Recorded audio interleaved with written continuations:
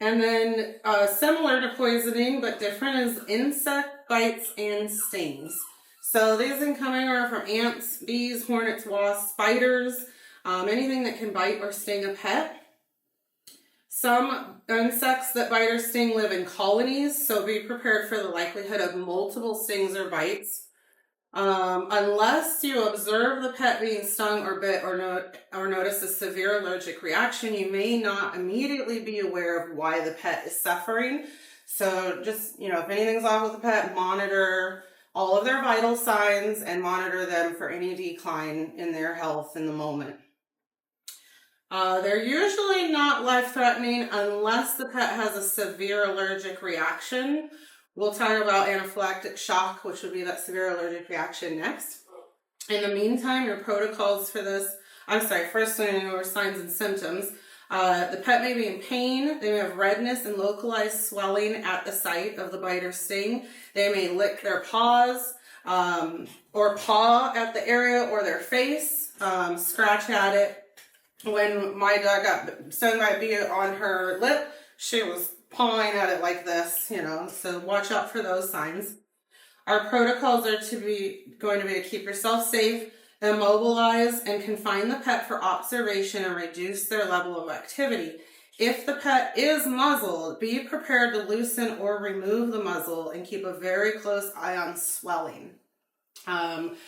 Not dog or cat related, but I did have a horse that was bit by a rattlesnake on its face at one point, and its head swelled up to 3 times the size that it normally would be, and we ended up actually having to keep his airway open with cut pieces of hose up both nostrils, but it saved his life and kept his airway open. So the likelihood of swelling is huge, and breathing is going to be a major priority when you encounter any pet having a sting or bite emergency, to keep an eye on and keep open for them.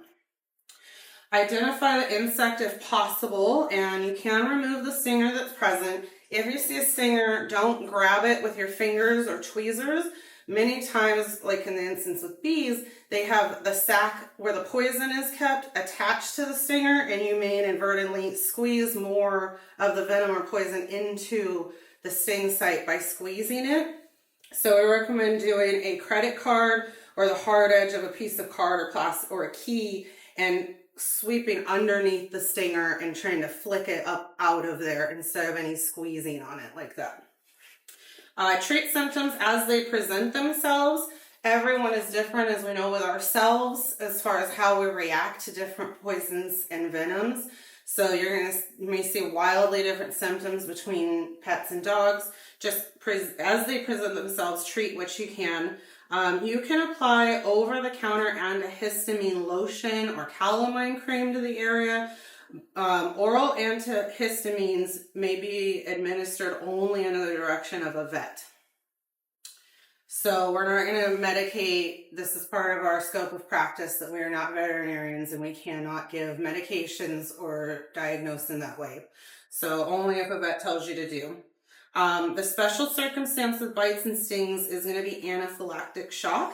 This is an extreme reaction or hypersensitivity to a given substance, with symptoms appearing virtually immediately.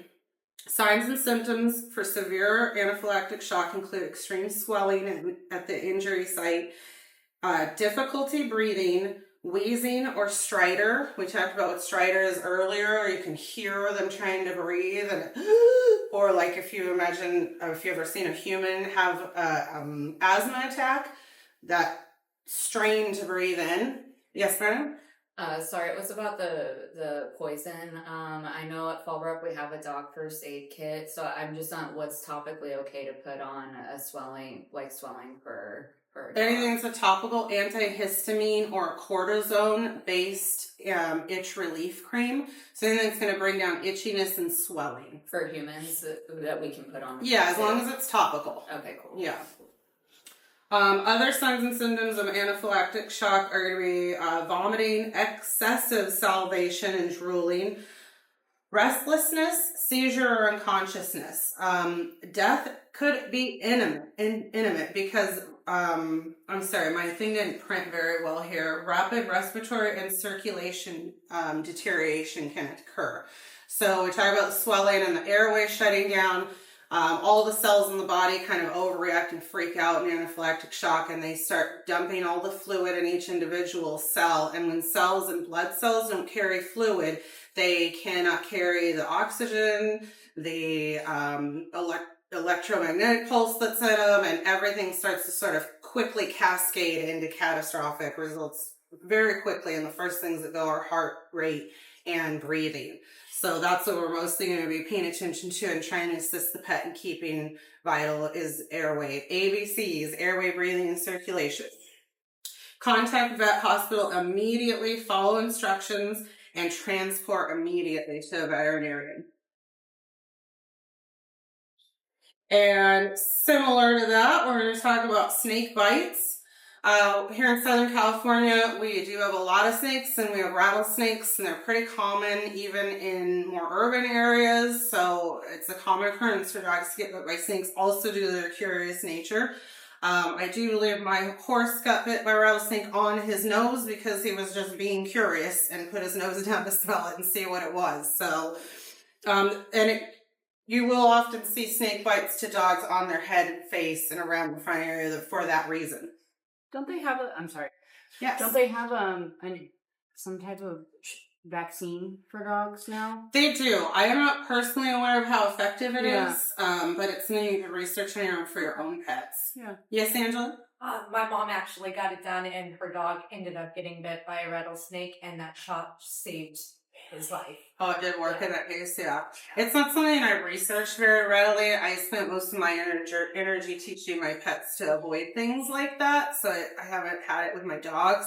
I never really saw it coming with a horse, but you never know. So there are two types of snake bites, obviously, venomous and non-venomous. Any pet bitten or even suspected of being bitten by a snake should be examined and monitored by a vet or hospital for 24 hours minimum. So it's not something we recommend that we just let the pet chill at home and see how they handle it. They do need to see a vet no matter what, and they should be monitored by that vet over time as symptoms may occur on an ongoing basis.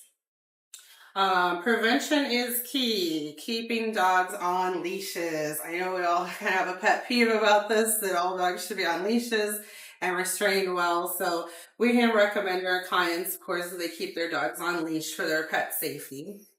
Dogs are more often bitten on the head. We talked about that. And because they're more often bitten in the head and face and the front of the body, they are more likely to have issues with their breathing and their breathing openings. Swelling. Approximately 30% of snake bites are dry bites or a bite that does not release any venom. So a lot of times snakes are just warning the dog to keep away and not releasing any venom, but we do still encounter the risk of infection and reaction from any open wound like that. If the bite is non-venomous, then basic wound care and antibiotic treatment is warranted. If the bite is venomous, symptoms will be almost immediate. And bite marks are not always visible because the pet's hair and coat make prevent you from being able to see the bite mark. Also, swelling can pretty instantaneously close up and conceal bite marks, so we might not always be able to see them. Initial signs and symptoms when the venom is injected is pain, swelling, bruising, oozing blood around the wound site. The pet may also be nervous or depressed, appear weak, salivate and drool excessively, vomit, and or have convulsions. Our protocols in this instance is to immobilize and reduce the level of activity for the pet immediately. If muzzled, be prepared to loosen or remove the muzzle if breathing problems or facial swelling develops. Remove the pet's collar or harness or any other restricting items that are on them. Having your slip leads ready is a good way to restrain the pet because it slides open and closed. So if swelling begins, it can accommodate the pet more easily with that. Collars and things that are stationary, if the swelling advances, may have to be cut off of them before they have a chance to constrict any breathing or respirations. We're going to treat for shock and keep the pet comfortable and contained and immediately transport to the vet hospital. The best snake bite treatment is a set of car keys. Now I get them to the vet immediately. If you can, attempt to identify the snake that bit the pet. Photos, now we all have phones in our pockets, so you can zoom in to take a picture of the snake to let the vet identify what kind of antivenom they may need. Don't get close. Don't try to catch the snake. Don't try to kill the snake. You run the risk of you getting bit as well.